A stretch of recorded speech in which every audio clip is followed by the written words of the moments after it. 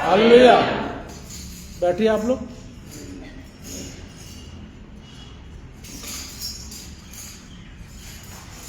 कैसे हैं आप लोग? अच्छे हैं तो मुस्कुराइए फिर। देखिए कौन कौन मुस्कुराता है। पीछे वाले नहीं दिखाई दे रहे मुझे, पीछे कौन है ये? मुस्कुराइए, मुस्कुराइए। हाँ मुस्कुराओ। हाँ ठीक है, सब मुस्कुरा रहे हैं, फिर खुश है आप, है ना? पता क्या, जब हम लोग मुस्कुराते हैं ना, खुश होते हैं ना, तो स्वर्ग में बड़ी महिमा होती है, बड़ी खुशी होती है वहाँ पर भी। और खुदा कहता है फरिश्तों, देखो ये मेरे लोग हैं जो मुझे विश्वास करते हैं, मेरी इबादत कर रहे हैं। इनके ऊपर इतनी परेशानियां हैं लेकिन फिर भी ये खुश है। तारीफ होती है हमारी स्वर्ग में। और हम रोते ऐसे बैठे रहते, ऐसे करते, क्या करे क्या करे पादरी साहब, बड़ी परेशानी है पादरी साहब, क्या करे, बच्चे साथ नहीं देते पादरी साहब, खर्चा नहीं उठ रहा। पादरी साहब क्या करेंगे भाई, है ना? पादरी साहब क्या करेंगे? स्वर्ग में थोड़ा उदासी छा जाती है। बात होती है वहाँ पर, देखो ये मेरे लोग हैं, है? हो सकता है कुछ फरिश्ते टोंट कसते हो खुदा पर, बस देख तुम्हारे लोग हैं ये ऐसे कर रहे हैं भाई, इनको रोटी दिया करो, कुछ दिया करो। खैर एनीवे, हमेशा हम खुश रहें, ये खुदा चाहता है। मैं नहीं चाहता, खुदा चाहता है कि मैं और आप हमेशा खुश रहें। हमारी स्थिति परिस्थिति कैसी भी क्यों ना हो, हम खुश रहें, क्योंकि हम खुश रहेंगे तो खुदा के जगह स्वर्ग में हमारे लिए खुशी मनाई जाएगी। आज का टॉपिक है रोजे में पाक रहना, यानी उपवास में पाक रहना।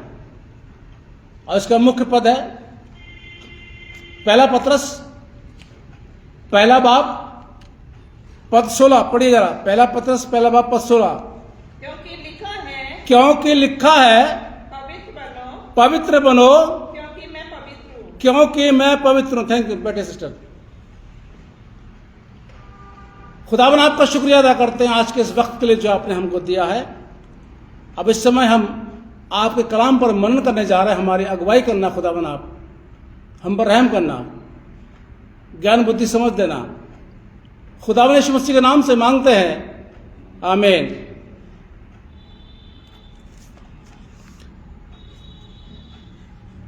किसी ने खूब कहा है पाक दिन रोजे का, ध्यान सुनते रहिएगा, पाक दिन रोजे का, निश्चित और विश्वास का, रूह की रोशनी का और यीशु मसीह के साथ निवास का, यानी उसके साथ रहना। जिसने भी कहा, यह बहुत अच्छी बात बोली है, क्योंकि रोजे के दिनों में मुझे और आपको अपने आप को हर बुराई से, हर बुरी संगति से, हर बुरे लोगों से, हर बुरे विचारों से बचा के रखना है। ऐसे नहीं होते ये रोजे। कई जगह लिखा रहता है, बात करते हैं, ऐसा तो नहीं लिखा जी 40 दिन के रोजे रखने चाहिए मसीहियों को, ऐसा तो बाइबल नहीं लिखा। मैं भी कहता हूं नहीं लिखा। लेकिन हम कब चलते हैं? जब यीशु मसीह की परीक्षा हुई और उन्होंने पूरे 40 दिन के रोजे रखे, उसको लेकर के हम लोग चलते हैं। बहुत सी बातें ऐसी होती हैं जो विवादित बयान होते हैं, और बाइबल के अंदर हमें किसी बात का बहस नहीं करना है। बाइबल में जो लिखा है वो बात करनी है कि रोजे के दिन है, लैंड डेज है हमारे लिए, और इन दिनों में मुझे और आपको, हम रोजा नहीं रखते, कोई बात नहीं, कोई बहुत बड़ी समस्या नहीं है। हम रोजा नहीं रख पाते, नहीं रखना चाहिए। जबरदस्ती नहीं है कि हम जबरदस्ती रोजा रखें। अगर उसने रोजा रख लिया तो मैं भी रखूं, ऐसा नहीं है। जबरदस्ती वाला रोजा नहीं है। जैसे मैं बताता हूं आपको, कोई भूख हड़ताल नहीं है ये। कि बैठ गए धरने पर भूख हड़ताल करके, अब हमको ये चाहिए, हमको ये चाहिए। ऐसा नहीं है, ये कोई भूख हड़ताल नहीं है, ये हमारा और आपके अंदर की रूहानी ताकत को प्राप्त करने का जरिया है। मैं और आप उस बुराई को छोड़ दें, मैं और आप जो बुरे जीवन में जो बुरे लोगों के साथ रहते हैं वो छोड़ दें और एक पाकिज़ की जिंदगी व्यतीत करें। ये खुदा चाहता है। तो ये जरूरी नहीं है कि हम रोजा रखें यानी हम खाना नहीं खाएं, पर फिर भी मैं और आप नम्र बने। इन दिनों में और आप नम्र बने, दीन बने। यशायाह 58 में आप पढ़ते हैं, वहां पर क्या लिखा हुआ है? अपनी रोटी भूखे खिला दे। कई जगहों पर तो पिकनिक होती है, हमारे वहाँ पे दिल्ली में भी जब ये लैंड डे चलते हैं बड़ी पिकनिक होती है, बड़ा बिरयानी और कोरों पता नहीं क्या क्या बनता है। तो मैं भी था वहाँ पर, तो मैंने बात करी थी, मेरे घर में होती है वो, मेरे सिस्टर के यहाँ पर। मैंने वहाँ के भाई साहब से बोला, मेरे दोस्त थे भाई साहब, उम्र में छोटे लेकिन पद में से बड़े हैं वो, और इनके भाई हैं वो, रिश्तेदारी उनके हमारे।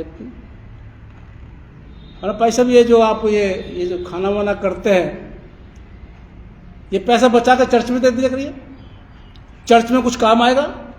चर्च में ऐसे बहुत से गरीब लोग आते हैं, जरूरतमंद लोग आते हैं, जिनकी सहायता हम इन दिनों में कर सकते हैं। पादरी साहब ने बोला, मोहम्मद भाई, जिस दिन मैंने बोल दिया उस दिन कलीसिया रूठ जाएगी मुझसे। होता है ऐसा। तो बहुत सी बातें पास्टर लोग नहीं बोल पाते, लेकिन फिर भी मैं बोलता हूं यहां से, आप रोजा रखें या ना रखें, आप भूख हड़ताल करें ना करें, कोई फर्क नहीं पड़ता, पर अपने आप को नम्र बनाएं, अपने आप को बुराई से दूर रखें, अपने रूहानी जीवन को आगे बढ़ाएं, और हो सके तो किसी भूखे की, जरूरतमंद की जरूरत को पूरा कर दें। आप देखिए, आपका रोजा सफल हो जाएगा। अब ये नहीं कि हमने तो रख लिया रोजा, उसके बाद हम फिर चर्च के ऑफरिंग बैग आया तो उसमें फटे हुए नोट डाल रहे हैं। मेरे पास 2 50-50 के फटे नोट है, और ये फटा नोट 50 का जो आया है मेरे पास, वो चर्च के लोगों में से नहीं आया, वो प्रेयर मीटिंग में आया है। मैं बता दूं, मैं दिखाऊंगा आपको, फिर मैं समझ गया। अगर चर्च के लोग फटा नोट डालते तो मैं समझ जाता भाई कोई आया डाल दिया होगा, लेकिन वो प्रेयर मीटिंग में आया, 4 लोग थे। फटा दिखाऊंगा, 50 का नोट रखे यहाँ पर 2 मेरे पास। बताइए साहब, ऐसा नहीं है। और मुझे पता चल गया किसने डाला ये, फिर मुझे शक हो गया कि वो वाला नोट भी उसने डाला होगा। ऐसा नहीं है, फटे हुए नोट डाल दे हम। शादियों में क्या करते हैं, बर्थडे पार्टी में जाते क्या करते हैं? अगर मान लीजिए यहाँ आपके हमारे डीसी साहब हैं, ये अपने बच्चे के फंक्शन में हमको बुला रहे हैं, तैयारी के साथ जाएंगे क्या? फटा हुआ नोट डालेंगे लिफाफे में? क्यों? वो कौन सा देख रहे हैं, कितने लोगों को बुलाया होगा, कौन सा देख रहे हैं किस लिफाफे में क्या है, पर नहीं वहां डालेंगे। वहां तो एकदम करारा। चर्च में आकर के वो जो फटे हुए नोट जमा कर लेते, पता नहीं कुछ लोग, अब वो समझ गया कौन है वो उस दिन से मैं समझ गया कौन है वो। मैं डेट भी बता दूं कौन सी तारीख है, लैंड डेज की मीटिंग थी, मैं बता रहा था, सब बता दूंगा, सब कुछ है मेरे पास नोट। अब मैं समझ गया कि वो जो फटे नोट मेरे पास आते जमा होते वो इंसान डालता है ला करके। मैं फिर समझा रहा हूं उसको, इंसान को समझ जाइए, वरना मैं ऑल्टर से पुलपुट से उसका नाम ले दूंगा, सीधी सी बात है। तो ये जिंदगी हमारी होती ना, हम लोग अपनी जिंदगी के अंदर मसीह यीशु की गवाही दें। जैसे हम कल बात कर रहे थे प्रेयर मीटिंग में, सुसमाचार का प्रचार करना ये कोई गवाही नहीं होती है, ये मसीहत की कोई गवाही नहीं होती है। ये सब कर रहे हैं, सब कर रहे हैं। आप जिसको जब लीजिए वो कर रहा है, आप ऑनलाइन देखते हैं, आप ये रील वगैरह देखते हैं, सब कर रहे हैं। ये गवाही नहीं होती है। गवाही क्या होती है? कल बात करते अपने समान अपने पड़ोसी से मोहब्बत कर, ये गवाही होती है। गवाही ये होती है कि हम अपने पड़ोसी से जानबूझकर झगड़ा ना करें। गवाही होती है कि हम अपने पड़ोसी का जानबूझ के कोई नुकसान ना करें, ये गवाही होती है। और इन दिनों में मुझे और आपको बड़े संभल कर रहना है कि हमारी गवाही खराब ना हो, अन्य जातियों में हमारे यीशु मसीह का नाम बदनाम ना हो। इसलिए रोजा रखें, लेकिन अपने आप को पवित्र करें, जैसे और यीशु मसीह में हमारा विश्वास रहे। जैसे मैंने बताया रोजे चल रहे हैं, अपने आप को पाक रंग निकालिए जरा, खुदा बाप क्या कहते हैं? पहला पत्रस पहला बाप निकालिए जरा, पहला पत्रस पहला बाप पढ़ते रहेंगे आज हम। देखो आज मेरा पूरा टाइम है, आज मुझे कहीं नहीं जाना, इस हफ्ते ही पर रहूंगा मैं। पहला पत्रस पहला बाप पद 14 जरा पढ़िए, इसका जोर से पढ़िएगा। आज्ञाकारी बालकों के समान अपनी अज्ञानता के समय की पुरानी अभिलाषा के सदृश ना बनो, क्योंकि मैं और आप किसमें आ गए? यीशु मसीह में आ गए। जब मैं और आपने विश्वास किया यीशु मसीह में, जब मैंने और आपने अपने गुनाहों से तौबा की, अपना उद्धारकर्ता से ग्रहण किया, तो मैं और आप मसीह यीशु में आ गए। इसलिए पुरानी अभिलाषाएं यानी पुराना जीवन, पुरानी बातें, पुराने गुनाह, उसके समान में और आप ना चलें। ये बाइबल बताइए आगे भाई, इसका जरा 15 पढ़िए। पर जैसा तुम्हारा बुलाने वाला पवित्र है, पर जैसा तुम्हारे बुलाने वाला पवित्र है, वैसे ही तुम भी अपने सारे चाल चलन में पवित्र बनो। अपने सारे चाल चलन में पवित्र बनो। एक मिनट भाई, ये चाल चलन क्या होता है? ये चाल चलन क्या होता है जी? व्यवहार, बिल्कुल सही बोलिए आप। अब एक शराबी को कैसे पहचानेंगे कि ये कौन है? ये शराबी कौन है? व्यवहार से, बिल्कुल। और उसकी चाल से। कैसे चलेगा? लड़कता गिरता पड़ता है ना, ऐसा करता हुआ। एक दिन आ गए साहब यहाँ पर, अरे पाजी साहब मेरे को दूर हटो यहाँ से दूर, मैंने खुदा कह रही है। अरे सर जी मैं अभी बाहर आ रहा हूँ, गेट के बाहर हूँ, वहां पैर छू लेना मेरे, अभी अंदर बताओ। आ जाते आप उसकी चाल को देखेंगे, मुंह के बदबू तो बाद में देखेंगे, दूर से आप उसकी चाल को देखेंगे। वो तो बोले जब आपके पास में आएगा तब बोलेगा लड़खड़ा के, फिर आप उसकी महक को सुनेंगे। चाल चलन, शराबी की चाल चलन कैसी होती है? लड़खड़ाती है। मेरे मसीह समाज के लोगों, मेरी और आपकी चाल चलन ऐसा लड़खड़ाने वाला नहीं होना चाहिए, क्योंकि मेरा आपका खुदा कौन है? जिंदा खुदा है। मैं और आप जिंदा खुदा की इबादत करते हैं। ऐसा नहीं होना चाहिए कि लड़खड़ाते गिरते पड़ते चल रहे हैं। वो बात अलग है, फिजिकल कुछ शरीर में तकलीफ होती है अलग बात, वो मैटर अलग है, वो मेडिकल मैटर है कि मैं भी लड़खड़ा के चलता हूं, वो मेडिकल मैटर। लेकिन हम अपना चरित्र बिगड़ा हुआ ना बनाए, शराबी की तरह अपना चरित्र ना बनाए कि हमारा व्यवहार, जैसे आपने बताया व्यवहार, हमारा व्यवहार गलत ना हो दूसरों के प्रति, खास तौर से अपने अन्य जातियों के प्रति। आज कलीसियां क्यों टूट रही हैं? इसलिए टूट रही हैं क्योंकि आपस में मोहब्बत नहीं है। गुट बना लेते हैं, यहां भी गुट बने थे, शुरू में बड़े गुट बने थे साहब मेरे खिलाफत में, अब सारे गुट मैंने खत्म कर दिए टोटली। बड़े गुट बना के रखे थे, पंचायत होती थी, घरों में बैठ बैठ के पंचायत होती थी, टेलीफोन में बात होती थी, ऐसा करना है ऐसा करना है। पर हम तो सब खेले खिलाए होते, पता नहीं कहाँ जाते, कहाँ से ट्रांसफर होते रहते हमारे। बड़ी कलीसियां, छोटी कलीसियां, अच्छे लोग, बिगड़े हुए कलीसियां, सब में रहता, तो हमारे को कोई फर्क नहीं पड़ता। लेकिन हम समझ जाते हैं हमारा चरित्र, हमारा चाल चलन किसकी तरह होना चाहिए? यीशु मसीह की तरह। क्योंकि हमारा बुलाने वाला कौन है? पाक है। जिसने हमको बुलाया, जिसने हमारा कॉलिंग की, वो कौन है? वो पवित्र है। वो हर बुराई से, हर गुनाह से, हर बुरे लोगों से दूर है। वो गुनाह से बहुत नफरत करता है, गुनहगार से नहीं करता है। गुनहगार से नफरत नहीं करता, गुनाह से नफरत करता है। अगर वो गुनहगार से नफरत कर रहा होता तो यीशु मसीह अपनी जान नहीं देते, वो सारे गुनहगारों को मार देते, आते एकदम मार देते। जब मुर्दे जला रहे हैं, वो दुष्ट आत्मा निकाल रहे हैं, तो वो तो ऐसे इशारा करते मार देते गुनहगारों को। पर नहीं, खुदा किसी गुनहगार से नफरत नहीं करता है, बल्कि उसके अंदर जो गुनाह है उससे नफरत करता है। और वो चाहता है कि उसका ये गुनाह उससे दूर हो जाए। वो ये नहीं चाहता कि ये गुनहगार नाश हो जाए। अगर वो चाहता कि गुनहगार नाश हो जाए तो वो अपने बेटे को इस दुनिया के अंदर नहीं भेजता, अगर वो चाहता तो। पर नहीं, वो चाहता है कि जो ये लोग हैं मेरे, जो मेरे लोग कहलाते हैं, जिनको मैं बुलाता हूं, ये मेरी तरह पाक हो। ये बहुत जरूरी है। मसीह होना और वो बपतिस्मा ले लिया और बस हो गए हम। कल बात हो रही थी, मैंने कहा मैं बपतिस्मा नहीं देता ऐसे जल्दी जल्दी किसी को, बस साल 2 साल देखता हूं, पूरे एफिडेविट के साथ सारा कागजों के साथ करता हूं मैं। और सबसे बपतिस्मा की रिपोर्ट मेरी जाती है कम की, पूरा अभी होगी मेरी रिपोर्ट देनी पड़ेगी मुझे, वो जाती है। पूछा जाता है, मैंने कहा है ही नहीं कोई, कि क्यों, मैंने कोई इस काबिल है नहीं कि मैं उसको बपतिस्मा दूं। पहले उसे बपतिस्मे का मतलब मालूम पड़ना चाहिए कि आखिरकार ये बपतिस्मा है क्या। ये नहीं कहा और छींटे दे दी चले गए, डुबकी लगा दी, फोटो ले ली और बस चले गए, नहीं। इसमें हम गुनहगार हो जाते हैं।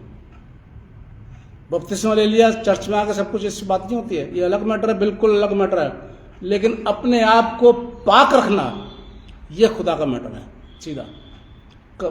चर्च की मेंबरशिप लेना ये चर्च का है रूल, ये खुदा का रूल नहीं है। लेकिन अपने आप को पाक रखना, यह खुदा से संपर्क है मेरा और आपका।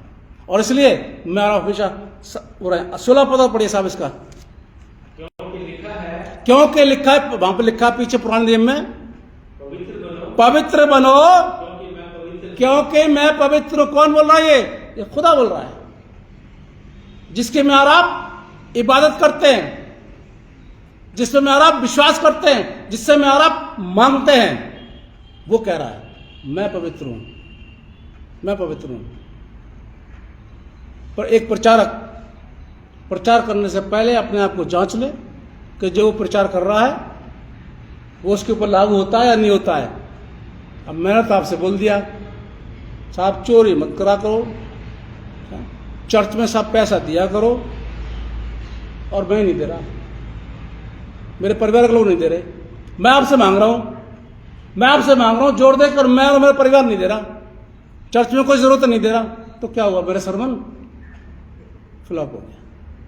नहीं, वो पहले मुझको और आप मुझे इन सब चीजों को फॉलो करना है, फिर मैं आपसे कह सकता हूं। इसलिए खुदा क्या कहता है? मैं खुद पवित्र हूं, और इसलिए खुदा कह रहा तुम भी पवित्र हो। ये दावा है। आगे 18 और 19 जरा पद पढ़िए। क्योंकि तुम जानते हो, हमारा छुटकारा, देखिए हमारा छुटकारा किससे हुआ? देखिए, क्योंकि तुम जानते हो, क्योंकि तुम जानते हो कि तुम्हारा निकम्मा चाल चलन जो बाप दादों से तुम्हारे पूर्वों से चला आ रहा है, उससे तुम्हारा छुटकारा सोने चांदी अर्थात नाशवान वस्तुओं के द्वारा नहीं हुआ है। सोना चांदी नाशवान वस्तुओं से मेरा और आपका छुटकारा नहीं हुआ है। पादरी साहब को या चर्च में सोना चांदी देने से, बड़े बड़े चेक देने से हमारा छुटकारा नहीं हुआ। वो तो हम पादरी साहब खुश कर देते हैं, वो ठीक है, जरूरत पर देना चाहिए, लेकिन उससे अगर हम सोचे हमारा छुटकारा होगा, नहीं, इन सब चीजों से हमारा छुटकारा नहीं हुआ। किससे हुआ? आगे पढ़िए भाई। पर निर्दोष, देखिए साहब, पर निर्दोष निष्कलंक मेमने, फिर से रुकिए एक मिनट भाई, निर्दोष, बिल्कुल बेगुनाह और बिल्कुल साफ सुथरा मेमना। आप समझ गए मेमना कौन है? हमारा खुदा यीशु से आगे, अर्थात मसीह के बहुमूल्य लहू के द्वारा हुआ है। यीशु मसीह का लहू ऐसा नहीं है कोई मतलब वो ड्रॉप लेके चढ़ा दिया है भाई, एक ग्रुप है, 2 ग्रुप है, कितना बी ग्रुप है, सी ग्रुप है, कौन सा ग्रुप है? यीशु मसीह आ जाओ, डॉक्टर साहब बुला रहे हैं, आपका ग्रुप मेरे ग्रुप से मैच कर रहा है, वो वाला नहीं है इसका, जी वो नहीं है ग्रुप इसका। यीशु मसीह ग्रुप पूरी दुनिया के लिए है, पूरी दुनिया के लिए है, और हर गुनहगार के लिए है। उसका लहू हर गुनहगार के लिए है। लहू की बड़ी सामर्थ्य होती है। हम पढ़ेंगे आगे। लय व्यवस्था निकालिए 17 जो भी पढ़ा गया, लय व्यवस्था 17, ये पुराने नियम में बना हुआ था।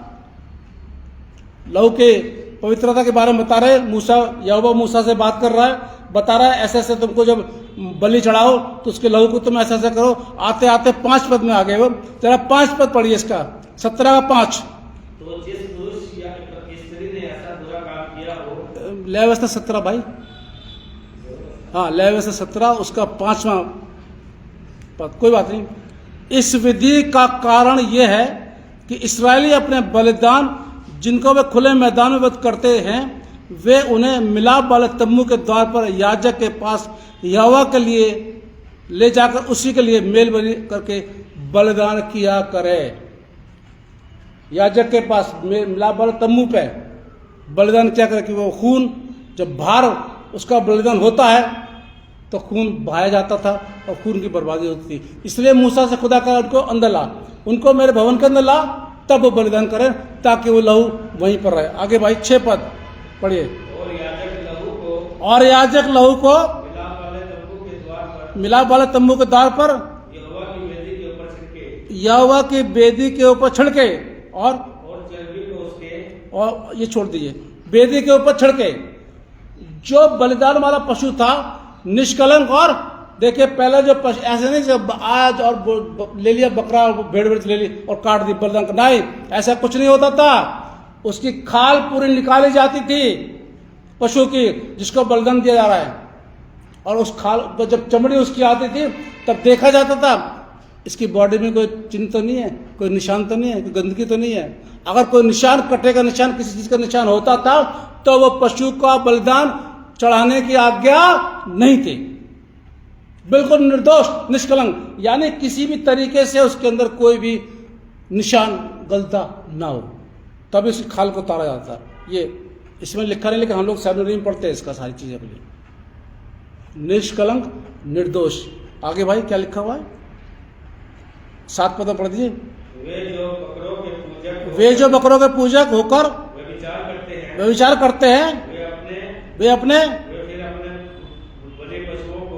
बलि पशुओं को उनके लिए बलिदान ना करें, बलिदान ना करें। जो बुरे लोग हैं, ये व्यवस्था बनी थी, आज की बात नहीं। आज तो यीशु मसीह बुराई में टूट कर था। ये जो इस्राएली लोग हैं, यहूदी लोग हैं, इस्राएली, अगर ये बुरे हैं, ये बलिदान करके फिर व्यभिचार करते हैं, फिर ये गंदगी फैलाते हैं, वो आकर के ना करे, क्योंकि मैं पवित्र हूं, मेरी वेदी, मेरा ऑल्टर पवित्र है। ये होती है। मैं वही तो बता रहा हूं, पहले की व्यवस्था अगर हो रही होती ना साहब, तो पता नहीं कल चर्च खाली होते, तुरंत डिसीजन होता था, मार दो उसको, खत्म, हटाओ हटाओ यहां से, ये गंदगी फैला रहे, इसको हटाओ। मूसा के द्वारा व्यवस्था आई और फिर यीशु मसीह के द्वारा ग्रेस, अनुग्रह आ गया। अब जब अनुग्रह आ गया तब पौलुस कहता, अगर तुम्हारे पास अनुग्रह ज्यादा तो क्या तुम गुनाह करोगे भाई? है? तुमने सोच लिया मैं तो, हमारे पास अनुग्रह है, अब गुनाह करें? नहीं, अनुग्रह हम लोग के लिए इसलिए आया ताकि हम गुनाह से बचे रहें। एक बार माफी मिल गई, एक बार क्षमा मिल गई, एक बार साफ हो गए, फिर हम बचे रहे। आगे पैकेज के लिए बाइबल में कुछ बताती है, मेरे को आपको बताती है। आगे तो बहुत कुछ लिखा है, व्यवस्था आगे 11-12 आप घर में पढ़ लीजिएगा पूरा, ठीक है? ये लंबा हो जाएगा नहीं तो। इसमें आ जाइए आप, इफिसियों 5 में आइए आप जरा।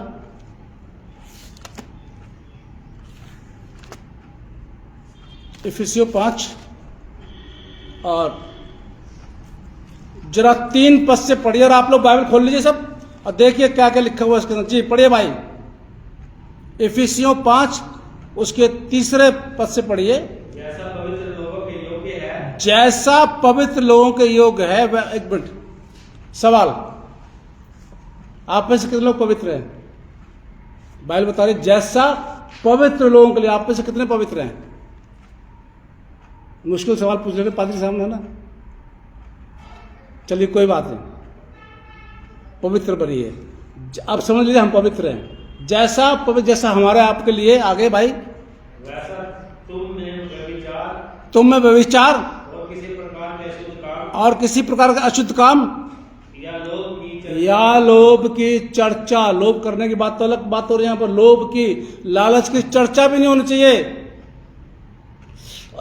ये तो साड़ी, ये लेडीजों का थोड़ा हो रहता है, पार्टी वार्टी में, शादियों में जाती हैं तो ये थोड़ा उनका रहता है? अरे ये तो, ये नक्सल तो बहुत अच्छा रहा है ना? फिर वो क्या साड़ी थी, बहुत अच्छी लग, अरे काश मुझे बोलती। फिर घर में आकर के विवाद होता है, फिर वो पॉकेट पति की खाली होती है। लालच, ये लग रहा होगा बुरा, लेकिन सही बात बोल रहा हूं मैं। आगे भाई, इसकी चर्चा भी नहीं होनी चाहिए। लालच करने की बात अलग है, चर्चा भी नहीं होनी चाहिए।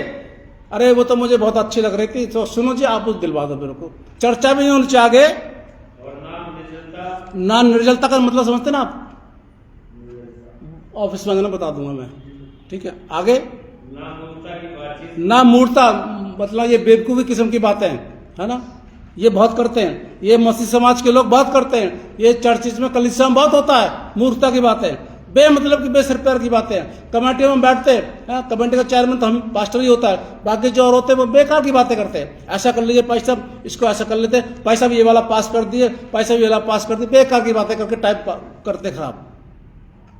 मैं तो फुल स्टॉप कर देता हूँ, बिल्कुल खत्म, कुछ नहीं हो रहा। आगे भाई, ना ठट्ठे की, क्योंकि ना ठट्टे की, ठट्टा किसका उड़ाते मैं और आप, मैं बता दूं, बोले जोर से बोले फिर मैं बता रहा हूं जी। कौन बोला?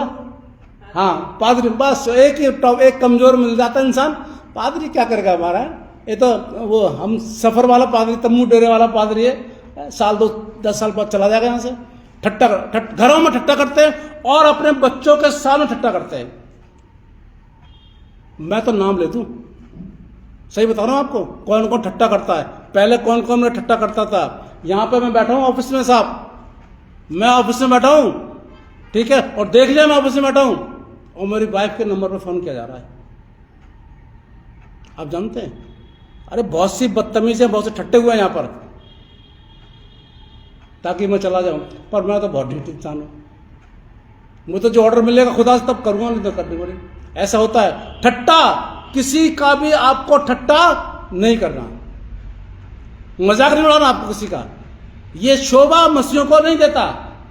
बैठ देंगे, अरे तो वो तो ऐसा पादरी और उसकी बीवी ऐसा, लाओ ला चाय ले, बड़ा जोर से हंस रहे हैं, और यहाँ जब बोलूंगा ना मुस्कुराते तो मुस्कुराते नहीं, तो रोते रहते हैं। ठट्टा नहीं करना। आगे भाई, क्योंकि ये बातें शोभा नहीं देती, ये बातें इसमें लिखा हुआ, आप सोच रहे हैं पैसा ने बोल दिया, लिखा इसके अंदर, ये बातें मसीहों को शोभा नहीं देती हैं। आगे, धन्यवाद ये सुना जाए, पर वरन धन्यवाद शुक्रगुजारी सुनी जाए। किस बात की? मैं हर समय यहोवा को धन्य कहा करूंगा और उसकी स्तुति निरंतर मेरे मुख से ये सुना जाता है, खुदा की स्वर्ग में ये सुना जाता है, धन्यवाद धन्यवाद धन्यवाद, खुदा आपका धन्यवाद, खुदा आपने मुझे ये दिया, धन्यवाद, खुदा आपने मेरे नुकसान का धन्यवाद। अभी पता मैं धन्यवाद कर रहा हूँ खुदा का, लाइट नहीं है, बिना लाइट के हम काम कर, धन्यवाद कर रहा हूँ, कोई बात नहीं, धन्यवाद, शुक्रगुजारी, थैंक्स। खुदा को ये पसंद है, ये पसंद है, ये मांगने वाली लिस्ट पसंद नहीं है, ये दे दो ये दे दो ये दे दो ये दे दो, ऐसा कुछ नहीं है। धन्यवाद, मैं बीमार हूं, धन्यवाद। आपको पता है जब पटक मैंने पढ़ा था तो मेरे घर में कुछ एक पास्टर आए, बड़ा अफसोस कर रहे थे मेरे दोस्त, अरे भाई साहब आप तो बहुत अच्छे हैं, आप तो कोई गुनाह करते नहीं है, आपने कभी गलत नहीं किया, आपके साथ ऐसा। मैं धन्यवाद करिए, आप ये छोड़ दीजिए, आप धन्यवाद करिए कि खुदा हम आपका धन्यवाद करते हैं कि आपने अपने दास को इस लायक लिया यहाँ पर। ऐसा बोल, मैं बोलिए, आप मैंने बोलिए, क्योंकि बाइबल बताती है हर समय, और फिर मेरे परिवार के लोग धन्यवाद करते थे, और धन्यवाद का नतीजा ये 2 महीने के बाद में खड़ा हो गया। नहीं तो कुछ लोगों ने तो उम्मीद ही खत्म, मेरे परिवार के लोग भी थे, उम्मीद खत्म कर दी थी कि गए बस, वो पढ़ाई का अटैक ऐसा गए, अब तो गए, समझे। पर नहीं, खुदा का धन्यवाद किया, खुदा ने मुझे स्टैंड किया। आज बड़ी गवाही है कॉन्फ्रेंस मिशन में मेरे लिए, बहुत बड़ी गवाही है। हाँ, इसी वजह से वो बड़े चर्च नहीं दे रहे हैं मुझे, मेरी इसकी वजह से यह बात खुल के आ रही है सामने कि थोड़ा सा आपका वो ऐसा है। और वहाँ तो दिल्ली में तो टाइम नहीं मिलता, इन दिनों में तो 3-3, 4-4, 5-5 मीटिंग होती हैं, और जिस चर्च और सब चाहते हैं पास्टर जी हमारे यहाँ आए। अब इतने दिनों में पास्टर जी घर में जा सकते ना, बहुत बिजी रहते हैं, आए दिन तो वो कब्रिस्तान के चक्कर काटने पड़ते हैं हमारे को, आए दिन कुछ होता है, बहुत बिजी रहते हैं। रहा था मैं, और इसी वजह से हो सकता है वो ना कर रहे हो कि भाई ज्यादा इनको बर्डन ना डाला जाए। खैर, लेकिन मैं आज भी खुदा का शुक्रिया अदा करता हूं।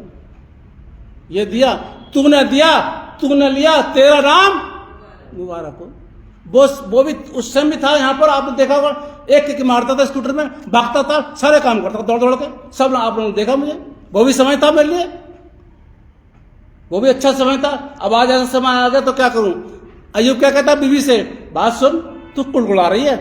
अरे तब जब तू सुख ले रही थी उसके हाथ से, जब तू खूब बरकतें ले रही थी, बहुत चीजें ले रही थी, बच्चे ले रही थी, दौलत ले रही थी, तब तुझे नहीं दुख हो रहा था। आज अगर खुदा ने हमें दुख दे दिया है तो तू कुड़कुड़ा रही है, तू बुरा मान नहीं है, चुप हो जा बिल्कुल। ये होता है एक विश्वासी का विश्वास, स्ट्रांग बिल्कुल। जिंदगी के अंदर कुछ भी क्यों ना हो जाए, आपको डरना नहीं है, कुड़ना नहीं है, बिल्कुल सीधा। ठोकर लगी, गिर पड़े, धन्यवाद करिए, करिए से आप करके देखिए, आप करके देखिए। आपकी गैस खत्म हो गई, चलते चलते हो जाती है, कभी हमारे यहां भी हो जाती है, खत्म हो गई, अब गैस नहीं है तो मुंह से क्या निकलता, अरे इसको अभी खत्म होना था, यही निकलता ना। कभी कभी संडे को हमारा, मेरे यहाँ पे तो मेरे पास छोटे हैं, सारे सिलेंडर मैंने वहां पे दिए दिल्ली अपने घर में, तो मुंह से वैसे वो रखा हुआ, बिजली का भी रखा हुआ, मैंने सारे साधन रखे हुए। कभी मेरे मुंह से, कभी इनके मुंह से निकल जाता है, बाद में मैं लाज को मैंने गलत बोल गया, मैं खुदा तेरा शुक्रिया, खत्म हो, कोई बात नहीं। पर हम क्या करते हैं, सबसे पहले हमारा मुंह से क्या निकलता, अरे अरे अरे इसको अभी खत्म होना था, निकलता स्वाभाविक है हमारा बात। पर नहीं, खुदा से बोले, खुदा तेरा शुक्रिया कि तूने गैस खत्म, उसके ऊपर डाल दो ना बात, सारी बात तो उसके ऊपर डाल दो आप। वो हमारा बाप है, हम उसके औलाद हैं, डाल दी इसके ऊपर। तेरा शुक्रगुजार खुदा, तूने गैस खत्म कर दी, अपने आप इंतजाम करेगा। अब खुदा उससे पड़ जाता चक्कर में, और शैतान से ज्यादा पड़ता चक्कर में। फरिश्ते कहते खुदा इस बंदे ने, इस आदमी ने तेरे ऊपर डाल दिया है, तेरा धन्यवाद कर दिया, गैस खत्म हो गई, कुड़कुड़ा दिया, तेरे ऊपर डाल रहा, तू इंतजाम कर, अब तुझे इंतजाम करना पड़ेगा। और आप देखिए मेरे मसीह समाज के लोगों, खुदा के लोगों, ध्यान सुनिए, खुदा आपका इंतजाम करेगा। कब? जब आपका शुक्रिया अदा करेंगे।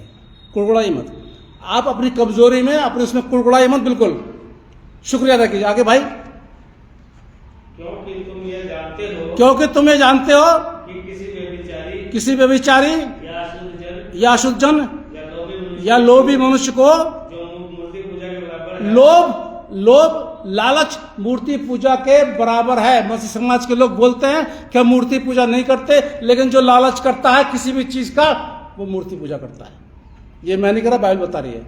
आगे, मसीह और परमेश्वर के राज्य में मिरास नहीं, ऐसे लोग राज्य में नहीं आ सकते। बिल्कुल मूर्ति पूजक लोग, ये लालची लोग, व्यभिचारी लोग, ये लोग यीशु उसके बादशाह में नहीं आ सकते। और आगे बढ़े भाई, कोई तुम्हें व्यर्थ बातों में धोखा ना दे, कोई तुम्हें व्यर्थ बातों में धोखा ना दे, क्योंकि इन्हीं कामों के कारण, इन्हीं सब कामों के कारण परमेश्वर का क्रोध, परमेश्वर गुस्सा आज्ञा आज्ञा न मानने वालों न मानने वाले पर भड़कता है। घर में आ गई परेशानी, बीमारी आ गई, सब कुछ आ गया, समझ लीजिए।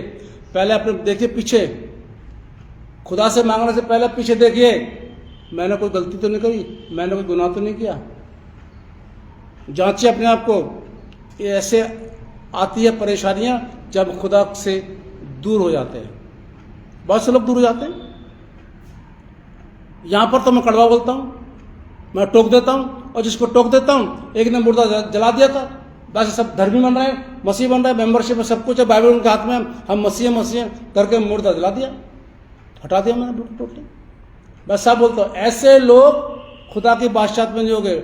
आप वो काम कर रहे हो जो पहले करते थे, आप मसीह में आ गए तो आपको छोड़ना पड़ेगा ये काम।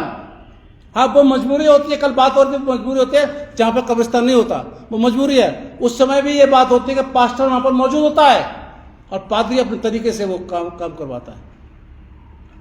मैं तो सीधी सी बात है, आप गलत करोगे, आप खुदा की बादशाहत में गलत करोगे, मैं टोक दूंगा, बिल्कुल मैं हटा भी सकता हूं, मैं टोक दूंगा एकदम, क्योंकि गलत लोग खुदा को पसंद नहीं है। इधर तो आप मूर्ति पूजा कर रहे हैं, इधर आप हालेलुया बोल रहे हैं, बताइए। इधर आप लालच कर रहे हैं, इधर आप हालेलुया बोल रहे हैं। आप यहाँ पर मुर्दे जला रहे हैं, आप हालेलुया बोले, ऐसा नहीं होता है। आगे भाई, इसलिए तुम उनके सहभागी ना हो, तुम अब यहाँ पर बोल देगा सहभागी, उनके दोस्त मत बनो। बिल्कुल जो ये काम करते हैं, गलत काम करते हैं, चाहे मसीह समाज के लोग हो, चाहे अन्य जाति हो, अगर ये गलत काम करते हैं उनके साथ दोस्ती मत करो, उनको अपने घर में प्रवेश मत कराओ।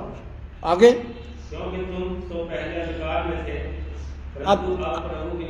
अब देखिए साहब, यहाँ पर क्या एंड क्या हो रहा है, तुम तो पहले गुनहगार थे, अंधेरे में थे। यहाँ पौलुस इफिसियों कलीसिया को समझा रहा है, पहले तुम गुनहगार थे, लेकिन अब आगे भाई पहले अंधकार थे, परंतु अब प्रभु में ज्योति हो। अब तुम यीशु मसीह में ज्योति हो, ज्योति हो। आगे अतः ज्योति के संतान के समान चलो। अर्थात रोशनी की संतान, यानी पवित्र लोगों की संगति में चलो। आप जानते हैं मेरी दोस्ती बहुत कम है, बहुत कम है, बहुत कम है। ये भी कहते हैं, बच्चे भी कहते हैं, पापा आपका कोई दोस्त नहीं, मैं रखता नहीं। मैं तो उसको काबिल देखता हूँ तब मेरे घर में आता है वो इंसान। हाँ ये ठीक है, अच्छा विश्वासी, हर एक के लिए मेरा घर नहीं खुला है कि जिसको मर्जी आ जाओ भाई, नहीं। एक संगति, हम जिससे दोस्ती कर रहे हैं, हमारा जिससे रिश्ता होने वाला है, हमारे जो घर में आ रहा है, क्या वो इस काबिल है? ये जांचिए, एकदम जोश में आकर के मत करा करिए, जांचिए पहले उसको। ये जो मेरे घर में आने की बात कर रहा है, क्या ये मेरे कई एक रिश्तेदार हैं मेरे ऐसे जो इसमें नहीं चलते, मैं उनके लिए नो एंट्री कर रखी है टोटली। बुरा मानते हैं, मान जाए बुरा, लेकिन भाई आपको एंट्री नहीं है मेरे घर के अंदर बिल्कुल भी। मैं जैसे रहता हूं, मैं ये नहीं कह रहा हूं कि मेरी तरह बनी है, ऐसा नहीं कह रहा हूं, लेकिन मेरे घर का जो माहौल है वैसे रहिए आप। ये नहीं कहा गया और बस वो उठ पटक बातें कर रहे हैं, ऐसा कुछ नहीं, ठट्टा कर रहे हैं साहब। आप जांचिए, आपका दोस्त, आप जिससे दोस्ती कर रहे हैं, आप उसको जांचिए, क्या इस काबिल है ये? आप देखिए, फिर आपकी संगति इतनी अच्छी लोगों से हो जाएगी कि आपके अंदर कभी बुराई की बात आ ही नहीं सकती, क्योंकि बातें अच्छी होंगी, कलाम से बातें होंगी, ज्ञान की बातें होंगी, ठट्टा नहीं होगा। आगे भाई पूरा करना जरा इसको। क्योंकि ज्योति का फल हाँ, सब प्रकार की भलाई और धार्मिकता और सत्य है। और सत्य है। जरा ये और पद पढ़ दीजिए, 10वें पद और पढ़ दीजिए। और यह परखो कि प्रभु को क्या भाता है। जो मैं बोल रहा था वो आ गया ना इसके अंदर। ये जांचो कि खुदा को क्या अच्छा लगता है। आप खुदा के लोग हैं, आप बपतिस्मा हो गया, मसीह लोग हैं, आप पुराने लोग हैं, आप लोग अच्छे हैं, विश्वासी लोग हैं, आप खुदा से भरोसा करते हैं, खुदा की औलाद हैं। जांचिए, आप जांचिए कि मेरे खुदा को क्या अच्छा लगता है। मेरे खुदा ने मेरे गुनाह को क्षमा किया, मुझे इस काबिल बनाया कि अपने बेटे के द्वारा मेरे को अपने औलाद बनाई। जांचिए खुदा को क्या पसंद है, क्योंकि खुदा क्या कहता है, मैं पवित्र हूं और तुम भी पवित्र हो। आगे चलते भाई, हम अपने तन मन को पाक रखें। इब्रानियों 10:22 निकालिए जरा, 10:22। इब्रानी पेज नंबर 312 से आगे निकलाइए। इब्रानियों 10 उसका 22 पद। तो आओ हम सच्चे मन और पूरे विश्वास के साथ और विवेक का दोष दूर करने के लिए हृदय पर छिड़काव लेकर और देह को शुद्ध जल से धुलवाकर परमेश्वर के नजदीक आए। बात आ गई ना साहब कि खुदा को क्या पसंद है। जांचे खुदा को क्या पसंद है। पहले अपने आप को शुद्ध करने के बाद फिर खुदा के नजदीक जाएं। वो तो अलग बात है, खुदा भाई जो गुनहगार थे आ जाइए, तो बुलाया खुदा ने गुनहगारों को, लेकिन वो गुनहगार जो मसीह में नहीं है, लेकिन मेरा आपको मसीह में है। मेरा आपको तो गुनाह क्षमा हो गए, मेरा आपको उद्धार करता यीशु मसीह है। फिर ये उनके लिए है, ये उनके लिए है। परखो जांचो खुदा को क्या पसंद है। खुदा का कलाम हमें सिखाता, जरा निकालिए गलातियों 6 निकालिए।